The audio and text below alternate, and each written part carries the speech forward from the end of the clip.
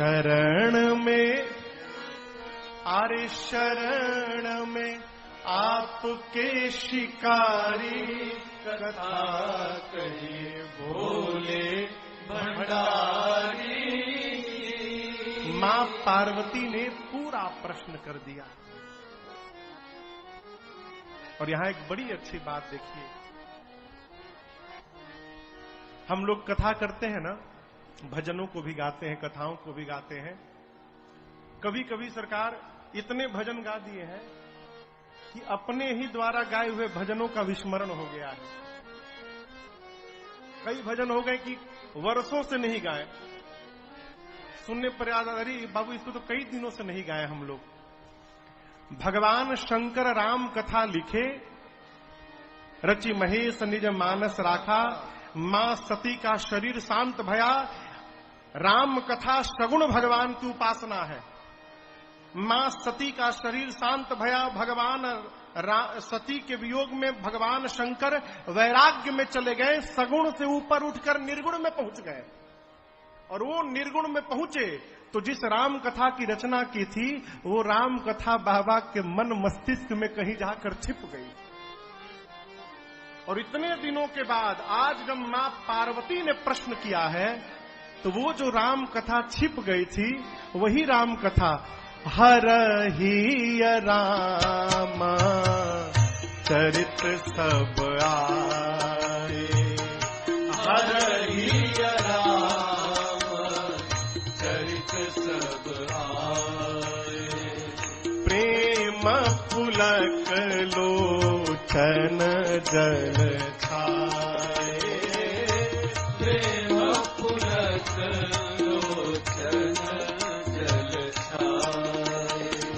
श्री रघुनाथ रूप उरया, श्री रघुनाथ रूप उरया। परमानंद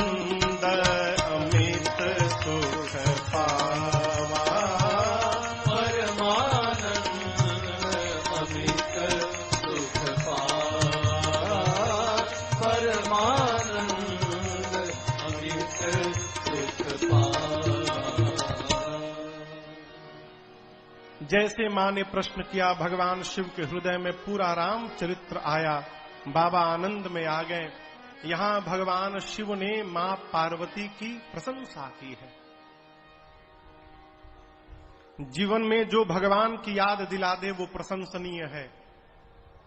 जीवन में जो सत्कर्म करने का अवसर प्रदान कर दे वो धन्यवाद करने का पात्र है। जीवन में जो भगवान की कथा कराने की रचना बना दे वो जीव धन्यवाद कहने योग्य है।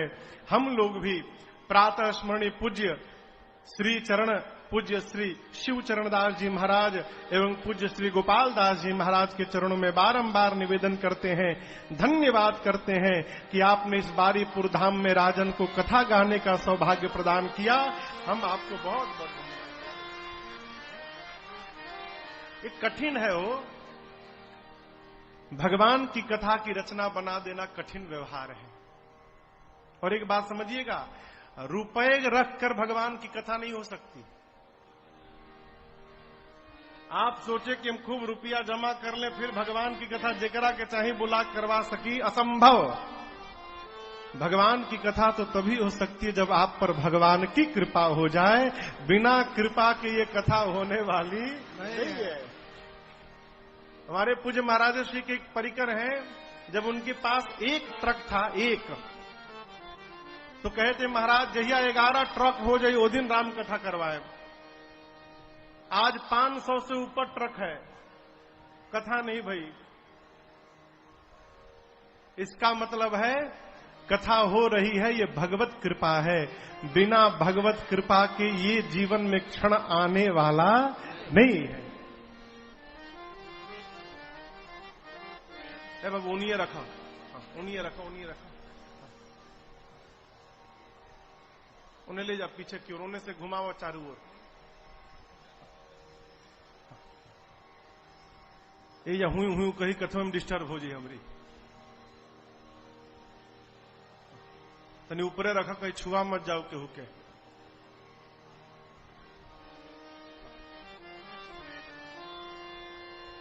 ये सब कथा के लिए नहीं है हो, कथा के लिए तो यही कही तोप है, काफी है बस। हाँ,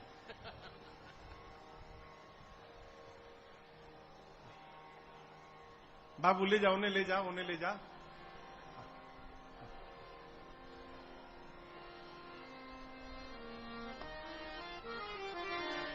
शंकर जी ने कहा, देवी आप धन्य धन्य धन्य गिरिराज कुमारी।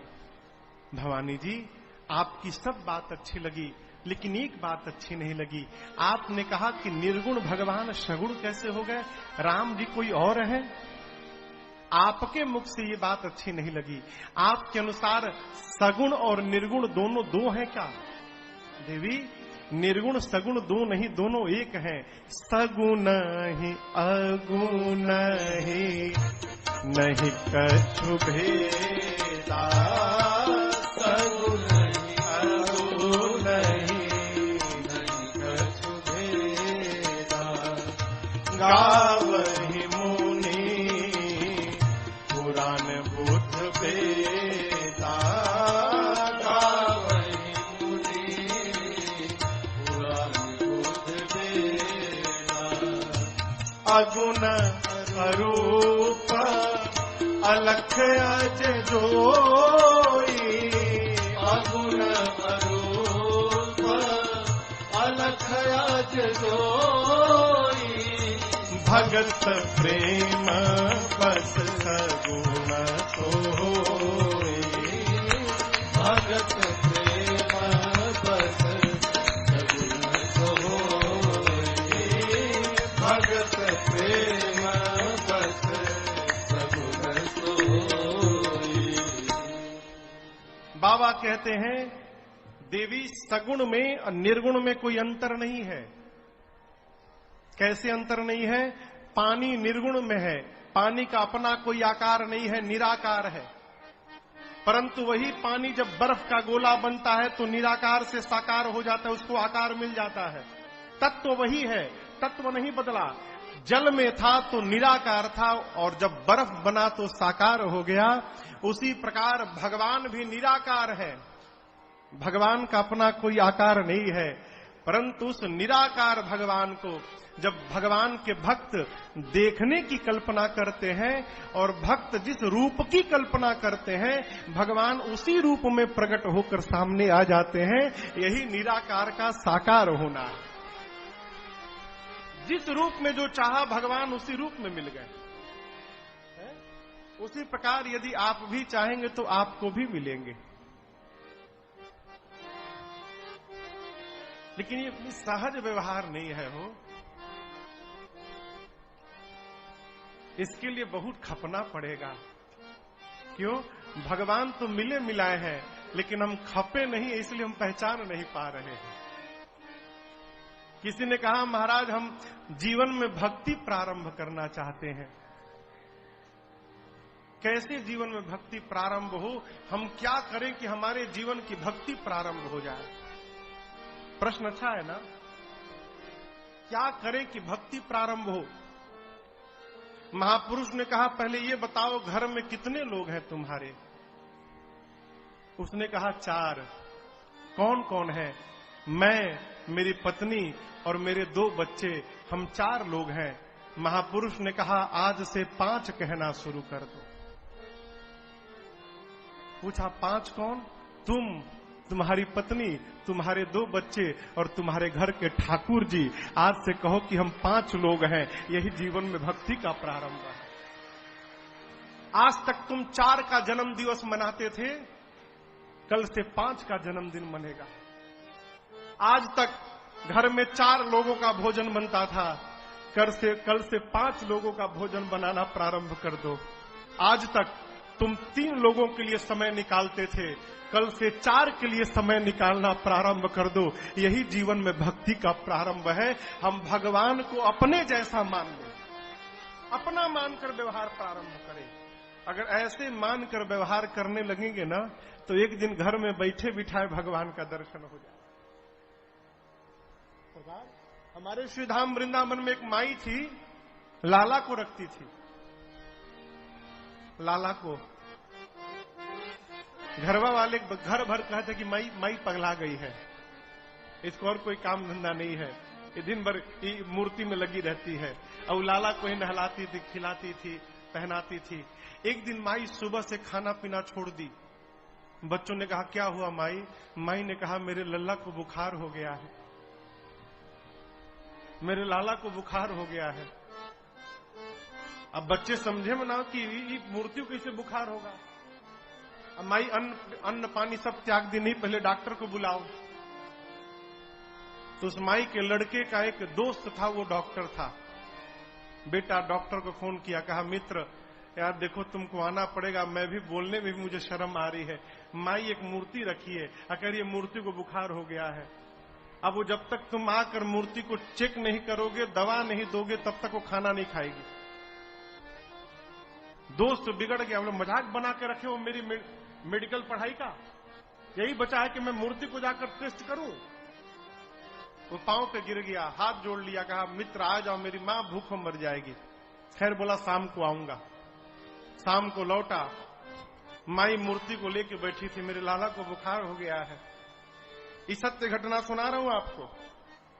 डॉक्टर साहब जब अपन थर्मामीटर लगाए हो और जैसे स्पर्श कराए मूर्ति को, 103 डिग्री रीडिंग आ गया उसमें। डॉक्टर साहब के हाथ से थर्मामीटर छूट गया। आला निकाल कर ठाकुर जी के सीने पर लगाए तो कान में ठाकुर जी की धुकधुकी सुनाई पड़ी, और केवल धुकधुकी नहीं सुनी, उस धुकधुकी ने उनके मन को निर्मल कर दिया, और वहीं पर डॉक्टरी छोड़कर और परम विरक्त महात्मा बनकर घूमने लगे। उसी दिन डॉक्टरी छोड़ दिया, भगवान के साधक बन गए। ये क्या है? भगवान हमको इसलिए नहीं मिलते कि हम भगवान को मूर्ति मानते हैं। जिस दिन मूर्ति छोड़कर अपने रिश्तेदार मानने लगिए, अपने पिता मानने लगिए, अपना सदगुरु मानने लगिए, अपना भाई मानने लगिए, भगवान उसी दिन मिल जाएंगे। हमारे श्री धाम अयोध्या में एक महात्मा जी थे, वो ठाकुर जी के मंदिर में नहीं जाते थे, कनक बिहारी सरकार के मंदिर में। सरकार वो अपने को राम जी का गुरु मानते थे, कहते थे कि राम हमारा शिष्य है, और कुछ नहीं करते थे, कमरे में बैठे रहते थे, राम जी की फोटो रहती थी, एक छड़ी ले लेते थे, स्लेट पर कखारा लिखते थे, क लिखते थे, और कहते थे राघव जी पढ़िए क, राघव जी पढ़िए ख। कभी उनको लगता था कि राम जी पढ़ने में आनाकानी करते हैं तो उनको छड़ी दिखाते थे, फिर उनको लगता था कि छड़ी दिखाने पर राम जी रो रहे हैं तो स्वयं रोते थे, कहते थे राघव जी आप ही तो नहीं पढ़ रहे हैं, हमको बरबस आपको मारना पड़ रहा है। इसी भाव में लगे रहते थे। अयोध्या के और महात्मा कहते थे नाटक करता है, ये राम जी के गुरु बन गए। ये कौन भगत है, महात्मा है जो कि भगवान के मंदिर में नहीं जाता है। एक दिन अयोध्या के साधु लोग उनको बरबस पकड़ के बोले नहीं आज तो चलना ही पड़ेगा। जैसे कनक भवन सरकार के सीढ़ियों पर चढ़ना प्रारंभ किए, वहीं से बाहर से बोले राघव जी देखिए महात्मा जी लोग हमको बरबस ला रहे हैं, हम जानते हैं आप राजा हैं वहां पर, अब राजा बन के बैठे हैं, गुरु जी को देखकर आपको संकोच हो जाएगा, हम तो आना नहीं चाहते थे राम जी, अब ये लोग बरबस मुझे ला रहे हैं, आप क्षमा करिएगा हमको। और आपको बतावे जब महात्मा जी पहुंचे ना तो सरकार के सिर पे जो मुकुट लगा था वो मुकुट नीचे गिर गया, मुकुट नीचे गिर गया, और किशोरी मैया का आंचल उनके चेहरे के सामने गिर गया। मां पर्दे में आ गई, गुरु जी के आगे मां ने घूंघट कर लिया। उन्हीं के घर के, उस महात्मा जी के घर के, हम लोग गौरीगंज कथा कर रहे थे, एक महात्मा जी आए थे जिनके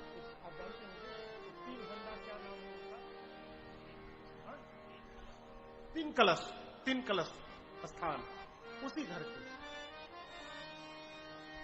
और राघव जी को पढ़ाने जाते थे।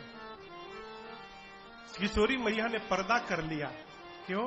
मर्यादा है, गुरु जी के सामने बहू को आंचल में रहना चाहिए। ये क्या है? संबंध मानने का है। आप भगवान को भगवान मत मानिए, भगवान को अपना मानिए। अपना मान कर अपने रोज कपड़ा बदलत है, भगवान रामनवमी के दिन कपड़ा बदलत है।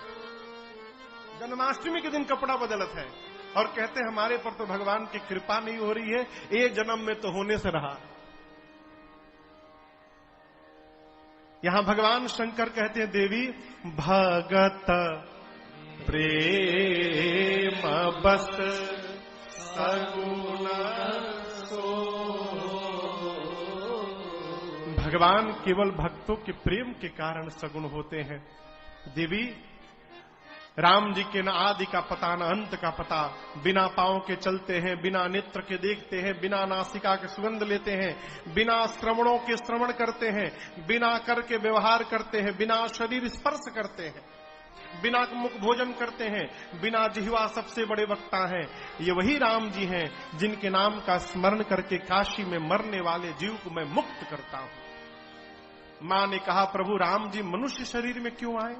शंकर जी कहते हैं जब जब होई धर्म के हानि, बाढ़हि असुर अधम अभिमानी,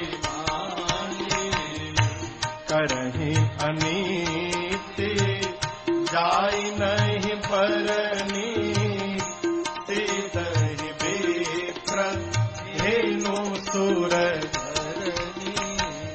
तब तब प्रभु धरि विविध शरीरा, हरहि कृपा निधि सजन तेरा। तब तब प्रभु धरि विविध शरीरा, हरहि कृपा निधि सजन तेरा। बाबा कहते हैं देवी जब जब धरती पर अभिमानी अधम असुर बढ़ जाते हैं, बढ़कर पृथ्वी पर गौ पर देवताओं पर संतों पर भक्तों पर इतना अत्याचार प्रारंभ करते हैं कि उस अत्याचार का वर्णन नहीं होता, तब तब भगवान विविध रूप धारण करके आते हैं और आकर सज्जनों की पीड़ा का हरण करते हैं। यहां शंकर जी ने भगवान के जन्म के 5 कारण बताए। देवी पहले कारण में जय विजय नामक 2 भगवान के द्वारपाल, जिनको सनकादिक मुनियों का शाप मिला। भगवत दर्शन से जय विजय ने वंचित किया मुनियों को, मुनियों ने शाप दिया भगवत दर्शन में विघ्न करते हो, तुम जाओ दोनों असुर बन जाओ। और 3 बार भगवान आए तो मुनियों ने कहा प्रभु जब जब आपके द्वारपाल असुर बनेंगे तब तब आपको भी शरीर धारण करके इन दोनों को मुक्त करना पड़ेगा। इसी शाप के कारण जय विजय का पहला जन्म सतयुग में हिरण्याक्ष और हिरण्यकश्यप के रूप में भया। हिरण्याक्ष के लिए भगवान वराह बनकर आए, हिरण्यकश्यप के लिए भगवान नरसिंह बनकर आए। दूसरा जन्म त्रेता में रावण कुंभकर्ण के रूप में भया, जिनके लिए परमात्मा श्री राम आए। और तीसरा जन्म द्वापर में शिशुपाल और दंतवक्र के रूप में भया, जिनके लिए परमात्मा श्री कृष्ण ने अवतार लिया। दूसरे जन्म की कथा में तुलसी मैया ने भगवान को शाप दिया। पिछले जन्म में इनका नाम वृंदा था, पति का नाम जलंधर। जलंधर वृंदा के सतित्व के कवच के कारण अजेय बन गया। भगवान श्रीहरि ने छल करके वृंदा के सतित्व के कवच को भेदा है। युद्ध में जलंधर मारा गया। वृंदा ने भगवान को शाप दिया, छल करके आपने मेरे पति को मेरे से दूर किया, एक दिन यही मेरा पति छल करके आपकी पत्नी को आपसे दूर करेगा। ये भगवान के जन्म का दूसरा कारण। तीसरे कारण में नारद जी ने भगवान को शाप दे दिया।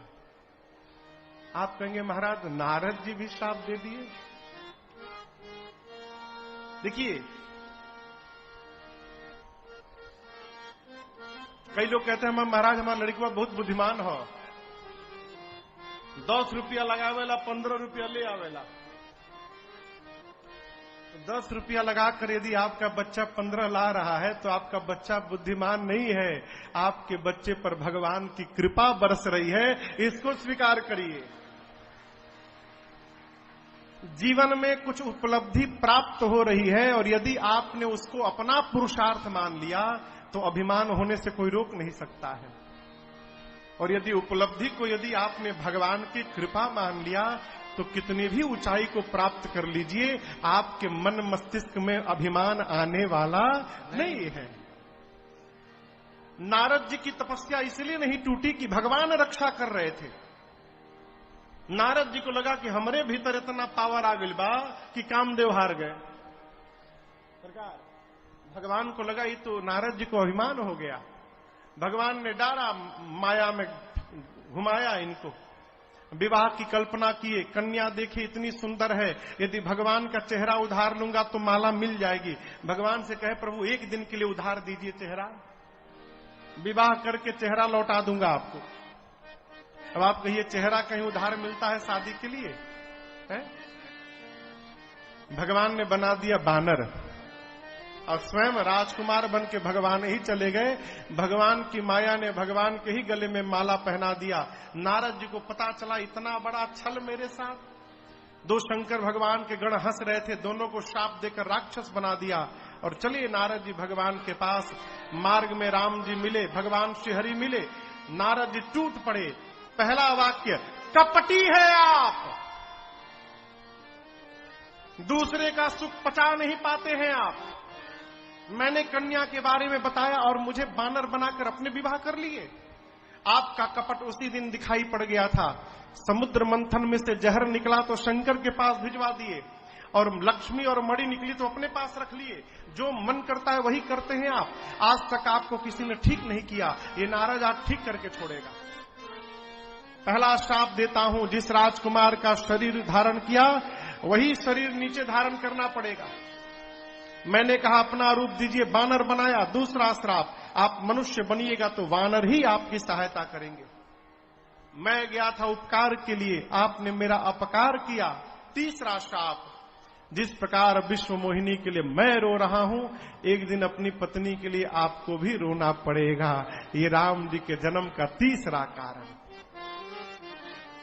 चौथे कारण में सृष्टि के आदि माता पिता स्वयंभू मनु महाराज और शत्रुपा मैया चौथे पन में जीवन के नैमिषारण्य में जाकर 23,000 वर्ष तपस्या किए। भगवान प्रकट होकर मनु जी से बोले, मनु जी मांगिए क्या चाहिए। मनु जी बोले, प्रभु हम आपके जैसा पुत्र चाहते हैं। भगवान बोले, मनु जी अब हम अपने जैसा कहां खोजने जाएंगे। चलिए वचन देता हूं कि मैं ही आपके घर पुत्र बन करके अवतार ले लूंगा, इसमें कोई संशय नहीं है। ये चौथा कारण। पांचवें कारण में राम जी से पहले रावण के जन्म की कथा है। देखिए रावण का भी जन्म नहीं हुआ, रावण का भी अवतार हुआ था। जैसे राम जी का अवतार भया, कहे सी बहुरे रावण अवतारा, रावण अवतारा। क्यों? अरे है तो भगवान के पार्षद ही न है, वहीं से तो आए हैं, इसलिए उनका भी अवतार भया रावण का। प्रताप भानु नाम के एक राजा, धर्मनिष्ठ राजा, परंतु जीवन में एक बार कुसंग लग गया उनको। देखिए निवेदन करूं, एक जीवन में उसी व्यक्ति का संग करना चाहिए जिसके संग से हमारे जीवन में कोई अच्छाई आ जाए। जन्म लेते कोई सज्जन नहीं होता, जन्म लेते सब एक समान होते हैं।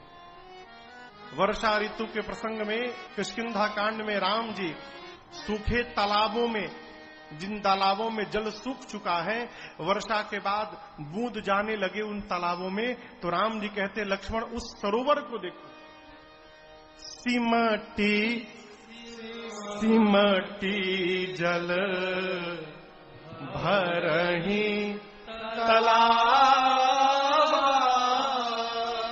सूखे हुए तालाब में सिमट सिमट के जल उसको भर रहे हैं। कैसे आ रहे हैं?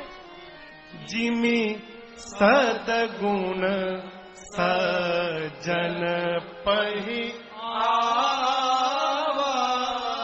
जिस प्रकार एक साधारण से मनुष्य के पास सिमट सिमट के एक एक करके सद्गुण आकर और एक सामान्य मनुष्य को सज्जन के रूप में परिवर्तित कर देता है, उसी प्रकार सिमट सिमट के जल सूखे जल को, सरोवर को जल से लबालब भर दे रहे। ऐसे ही व्यक्तियों का संग करिए जहां से कुछ अच्छाई आ जाए। कपटी मुनि इतने धर्मात्मा राजा, एक बार कपटी प्रताप भानु एक बार कपटी मुनि का कुसंग लगा और एक बात बतावें आपको, हमारी बोली बताती है हम कैसे लोगों की संगति में हैं। धर्मात्मा राजा कपटी मुनि का कुसंग लिया, बोली बदल गई। जरा मरण दुख रहित तन समर जितय जन कोई, एक छत्र रिपुहीन वही राज कलप सत होई। क्या मांगा? जन्म मृत्यु से परे हो जाऊं, पूरे धरती पर एक छत्र मेरा साम्राज्य हो, धरती पर मेरा कोई शत्रु न बचे और 100 कल्पों तक मैं राजा रहूं। कोई भी बुद्धिमान व्यक्ति ये बात कहेगा? कपटी मुनि बोला, देखिए संभव ये तभी है जब ब्राह्मण देवता आपको आशीर्वाद दे दें। और ब्राह्मण कैसे आशीर्वाद देंगे? जब बढ़िया बढ़िया भोजन करेंगे। तो आपके भंडारी से तो ब्राह्मण प्रसन्न होने वाले रहे। देखिए, आपको उपाय बताता हूं, आप 1 लाख ब्राह्मण देवताओं को निमंत्रण दीजिए, मैं वेश बदल के आऊंगा, भोजन बना दूंगा, और उस भोजन को जब आप ब्राह्मणों को कराएंगे, ब्राह्मण देवता प्रसन्न होकर आपको आशीर्वाद देंगे और आपकी मनोकामना पूरी। राजा बोला, ठीक है। कपटी मुनि पहुंचा वहां पर, भोजन बनाया, ब्राह्मण देवता बैठे, भोजन परोसा गया। तब तक जैसे मुनियों ने हाथ में जल लिया आचमन करने के लिए, आकाशवाणी भई, हे विप्र देवता सावधान, आप जो भोजन करने जा रहे इसमें ब्राह्मण का मांस मिला हुआ है। जैसे आकाशवाणी भई, मुनियों ने जल लिया था, श्राप दे डाला, प्रताप भानु जाओ, पूरे कुल खानदान समेत असुर हो जाओ। श्राप मिल गया, कपटी मुनि भाग गया। वो तो यही चाहता था कि सर्वनाश हो जाए इसका। यद्यपि कोई अपराध नहीं था महाराज का, लेकिन कपटी मुनि का कुसंग किया